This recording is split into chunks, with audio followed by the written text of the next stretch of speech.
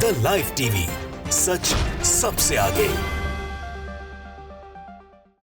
नमस्कार, मैं हूं रंजीत झा और आप देख रहे हैं द लाइव टीवी।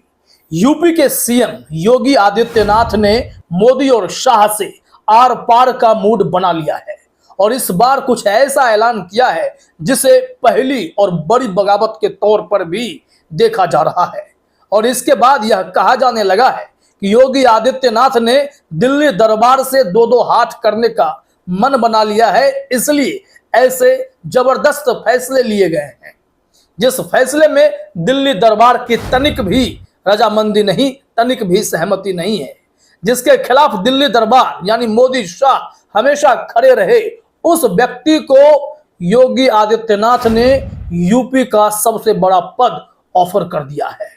जी हां, नए मुख्य सचिव की नियुक्ति ने उत्तर प्रदेश में सियासत के बाजार को गर्म कर दिया है कि योगी आदित्यनाथ ने मोदी और शाह के खिलाफ बगावत कर दी है। जरा इस हेडलाइन को आप अपने स्क्रीन पर देखिए। Chief secretary of Uttar Pradesh के नए मुख्य सचिव बने आईएएस मनोज कुमार सिंह, सीएम योगी की पूरी हुई मंशा। यह कौन सी मंशा है जो इस वक्त पूरी हो गई है? इसी को लेकर अभी सियासी बाजार काफी गर्म है। क्या है जबरदस्त यह रिपोर्ट, अभी हम आपको बताने वाले हैं। आप जानते हैं कि 4 PM के editor Sanjay Sharma UP politics पर अच्छी पकड़ रखते हैं। उन्होंने अंदरूनी खबर भी निकाली है। इसके साथ ही साथ जागरण में भी ना चाहते हुए सही इस बात की चर्चा कर दी गई है कि योगी जी की मंशा पूरी हुई है, जबकि केंद्र ऐसा नहीं चाहता था, यह भी कहा गया है। तो दोनों मामले को भी हम आपके सामने रखते हैं। जरा गौर से समझिएगा कि दुर्गा शंकर मिश्र इतने बड़े चहेते थे योगी जी के नहीं, मोदी और शाह के, कि ताबड़तोड़ उन्हें एक्सटेंशन मिल रहा था चीफ सेक्रेटरी के तौर पर। खूब सेवा विस्तार पाए। तीसरा सेवा विस्तार तो उन्हें इस लोकसभा चुनाव के दरमियान ही दे दिया गया, क्योंकि दिसंबर में उन्हें सेवा विस्तार इसलिए दिया गया कि आगे चुनाव है, क्या फेरबदल करना है, चुनाव निपटा देते हैं तो फिर देखेंगे। और उसके बाद यह लगातार कोशिशें हो रही थी, उससे पहले भी कोशिशें हो रही थी कि मनोज कुमार सिंह जो योगी आदित्यनाथ के चहेते हैं, उनकी एंट्री हो, वो चीफ सेक्रेटरी बने। लेकिन दिल्ली से बार बार मना किया जाता था। मना क्यों किया जाता था, ये संजय शर्मा के रिपोर्ट से हम समझेंगे। लेकिन दैनिक जागरण ने क्या कहा है, पहले वो जरा देखिए। यहां देखिए, साफ साफ कहा जा रहा है कि मुख्य सचिव बनाए जाने का आदेश जारी होने के बाद मनोज कुमार ने रविवार दोपहर कृषि उत्पादन आयुक्त कार्यालय में ही अपना पदभार ग्रहण कर लिया। शाम को मुख्य सचिव कार्यालय पहुंचकर उन्होंने दुर्गा शंकर मिश्र से मुलाकात की और औपचारिक रूप से उनसे पदभार भी संभाल लिया। नियुक्ति एवं कार्मिक विभाग व कृषि विभाग के अपर मुख्य सचिव डॉक्टर देवेश चतुर्वेदी को कृषि उत्पादन आयुक्त का भी अतिरिक्त प्रभार दिया गया है।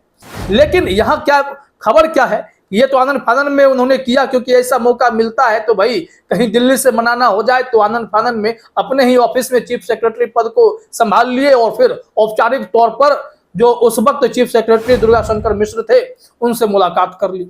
लेकिन यहाँ जो दैनिक जागरण ने लिखा है, जरा देखिए कि मुख्यमंत्री बनाना चाहते थे मुख्य सचिव, यानी कि योगी आदित्यनाथ की पहली पसंद हमेशा से मनोज कुमार सिंह थे, लेकिन उनकी कोई सुन नहीं रहा था। कहा जा रहा है मुख्यमंत्री योगी आदित्यनाथ मनोज कुमार को काफी पहले से मुख्य सचिव बनाना चाहते थे, किंतु केंद्र से हरी झंडी नहीं मिलती थी। इस बार मुख्य सचिव की नियुक्ति में दिल्ली के बजाय मुख्यमंत्री योगी आदित्यनाथ की ही चली है और मनोज कुमार को मुख्य सचिव बना दिया गया है। योगी आदित्यनाथ की ही चली है। इस लाइन पर गौर कीजिए, दिल्ली के बजाय योगी आदित्यनाथ की ही चली है।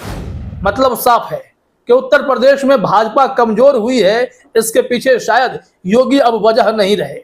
जो प्रमुख वजह है उसमें तो कई लोगों ने डीएम की भूमिका बता दी, जिसे बाद में योगी जी ने 12 जिलाधिकारियों का ट्रांसफर किया। उन डीएम पर आरोप लगे थे कि उन्होंने सहयोग नहीं किया भाजपा का चुनाव जीतने में। कमाल कमाल के आरोप लगते हैं। खैर, इस वक्त जो योगी आदित्यनाथ ने फैसला लिया है वो दिल्ली खेमा को परेशान कर रहा है, क्योंकि वही दिल्ली खेमा लगातार योगी आदित्यनाथ को यूपी की सत्ता से 2022 से ही बेदखल करने में लगा पड़ा है। लेकिन जो योगी आदित्यनाथ ने अपनी छवि, अपना कद तैयार किया है, उसमें उन्हें हिला पाना आसान हो नहीं रहा था। लिहाजा ऐसे स्थिति बनी कि वो प्रशासनिक तौर पर उनके अधिकार को कंट्रोल किए जाते थे कि चीफ सेक्रेटरी कौन होगा, किसके पसंद का होगा, सब दिल्ली तय करेगा। लेकिन मनोज कुमार सिंह के लिए योगी जी कई बार अरे केंद्र में मोदी और शाह हरी झंडी देते ही नहीं थे, सुनते ही नहीं थे। और इसके पीछे की वजह जो बताई जाती थी वो वजह हमने कहा कि संजय शर्मा के ट्वीट से समझेंगे। लेकिन यहाँ पर बस यह भी समझ लीजिए कि डीजीपी की भी नियमित नियुक्ति नहीं होने दी जा रही है। योगी आदित्यनाथ इसके लिए भी भिड़े पड़े कि अरे भाई, कम से कम सिस्टम मेरा है तो मेरी तो सुन लो। लेकिन दिल्ली दरबार सुनने के मूड में नहीं था। तो पहली बगावत योगी आदित्यनाथ ने इस रूप में की है कि मनोज कुमार सिंह उनकी पसंद थे और दिल्ली की पसंद नहीं होने के बावजूद उन्होंने इनकी नियुक्ति कर ली है। यहाँ कहा भी जा रहा है कि दिल्ली व लखनऊ के बीच खींचतान का ही नतीजा है कि प्रदेश को डीजीपी भी नियमित नहीं मिल पा रहे। इस वर्ष 31 जनवरी को प्रशांत कुमार भी कार्यवाहक डीजीपी ही बनाए गए। इससे पहले विजय कुमार भी कार्यवाहक डीजीपी ही रहे थे। फुल टाइम डीजीपी की एंट्री हो नहीं पा रही है। अब इसको लेकर ही विवाद है कि मनोज कुमार सिंह को लाने में यहाँ कितनी मेहनत योगी आदित्यनाथ को करनी पड़ी है।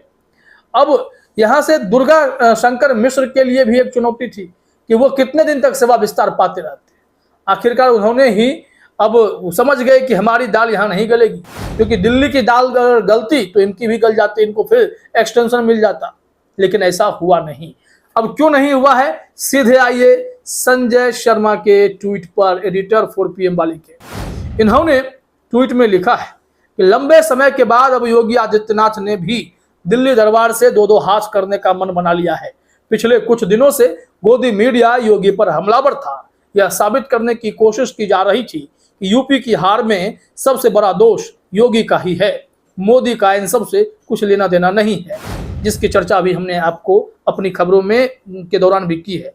यहाँ कहा गया है आगे, विपक्ष भी इस खेल में मजे लेकर योगी और मोदी की लड़ाई को बढ़ाने में लगा हुआ था। वो चाहता था कि ये लड़ाई और बढ़े, लिहाजा यह कहा जा रहा था योगी नहीं होते तो मोदी बनारस से भी चुनाव हार जाते। इस बीच यूपी के चीफ सेक्रेटरी का चयन होना था। दिल्ली दुर्गा शंकर मिश्र को एक मौका और देना चाहता था। योगी मनोज कुमार सिंह के नाम पर अड़े हुए थे और यही दोनों जो द्वंद्व हुआ, लड़ाई हुई, इस लड़ाई में योगी आदित्यनाथ भारी पड़ गए। कहा जा रहा है दिल्ली दरबार का कहना था पहले ही सरकार पर ठाकुरवाद का आरोप है, इस तैनाती से मामला और बिगड़ेगा। साथ ही यह भी याद दिलाया गया कि पीलीभीत के एक मामले में मनोज कुमार सिंह के खिलाफ भ्रष्टाचार के मामले में सीबीआई ने अनुमति मांगी थी, जो सरकार ने नहीं दी। दिल्ली दरबार का यह मानना था कि जब मोदी सरकार पर भ्रष्टाचार का आरोप लगातार लग रहा है तो ऐसे में मनोज कुमार सिंह के मुख्य सचिव बनने पर फिर यह भ्रष्टाचार का मामला उठेगा।